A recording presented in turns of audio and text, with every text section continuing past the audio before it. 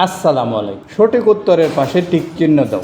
1 number, নিচের কোন তিনটি ভগ্নাংশ 0.25 এর সমান? এখন আমাদের প্রথমে বুঝতে হবে যে ভগ্নাংশে 0.25 বলতে আমরা কি বুঝি।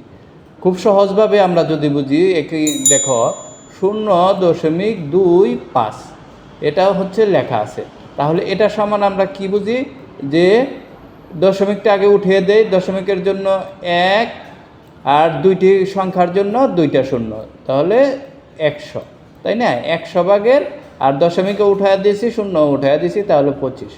তাহলে আমরা এখন কি বুঝলাম যে 0.25 সমান 100 ভাগের 25। তাহলে এখন আমরা লঘিষ্ঠ আকারে প্রকাশ করি, অর্থাৎ কাটাকাটি করে 8 কমিয়ে দেই। 25 দিয়ে 100কে, 25-এর নামটা তোমরা অবশ্যই মুখস্থ করে রাখবে। 25 দিয়ে 100কে ভাগ করলে কত হয় জানো? উপরে 25 অক্ষে 25, 25 দিয়ে 25কে ভাগ করলে একবার হয়, 25 দিয়ে 100কে ভাগ করলে 4 বার হয়, তাহলে 4 ভাগের 1। তাহলে আমরা কি বুঝলাম যে 0.25 এর মানে কি 4 ভাগের 1। তাহলে এখানে লেখা আছে তিনটি ভগ্নাংশ। তিনটি বলতে আমরা যেমন একটা পাইলাম, খ নম্বরে এটা পাইলাম, তাহলে এটা কি 8-এর 2। 8-এর 2 সমান আমরা কি বুঝি? 8-এর 2 সমান কি?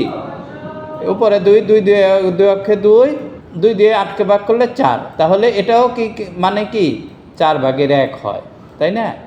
এটাও 12 আর 3-এ কাটাকাটি করলে উপরে 3 দিয়ে 3 অক্ষে 3, 3 4-এ 12, তার মানে এটাও 4 ভাগের 1, এটাও 4 ভাগের 1, আর এটা তো 4 ভাগের 1 আছে। নিচের কোন তিনটি ভগ্নাংশ 0.25 এর সমান? খ নম্বর এটা হবে। এবার আমরা 2 নম্বর করি। নিশি একটি সাদা কাগজের 0.35 অংশ লাল রং করে ফেললো। কাগজের কত অংশ সাদা রইল? মানে সাদা কাগজ যদি সম্পূর্ণটা ধরো, সম্পূর্ণটা এটা সাদা কাগজ, এটা সম্পূর্ণটা থেকেই 1, সম্পূর্ণ অংশ যদি 1 হয়, এটার থেকে 0.35 অর্থাৎ 0.35 বাদ দিব 1-এর থেকে। 1-এর থেকে 0.35 বাদ দিলে 1.00 থেকে 0.35 আমরা বিয়োগ করে দিব। বিয়োগ করলে কত হয়?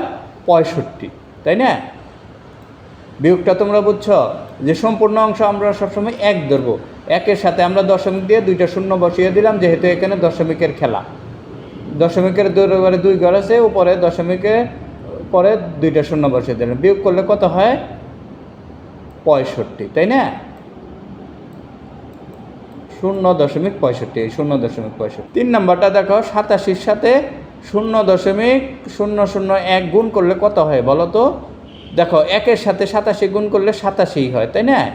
87। এবার আমরা দশমিকটা বসাবো, যেহেতু দশমিকটা বাম দিকে সরে গেছে। দেখো, 1-এর থেকে বাম দিকে সরে গেছে না? কয় ঘর বাম দিকে সরে গেছে? 1 ঘর, 2 ঘর, 3 ঘর, 3 ঘর বাম পাশে সরে আছে। তাহলে 87 থেকে 3 ঘর বাম পাশে আমাদের সরিয়ে দিতে হবে। 3 ঘর বাম পাশে আমাদের দশমিকটাকে বসিয়ে দেবে। তাহলে 1 ঘর, 2 ঘর, 3 ঘর, এই 3 ঘর বাম পাশে দশমিক বসিয়ে 0।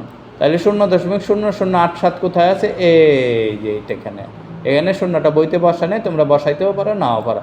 0.087, এটাই হবে অ্যান্সার। 4 নাম্বার একদম সহজ, 57.7 ভাগ 10। ভাগ মানে হচ্ছে বাম, অর্থাৎ ভাগ মানে বাম না, বাম দিকে দশমিকটা সরে যাবে, অর্থাৎ এই দশমিকটা এই যে বাম দিকে সরে আসবে, তাহলে 5.77 হবে। 5.77 কোথায় লেখা আছে? এই যে খ নম্বর, 5.77।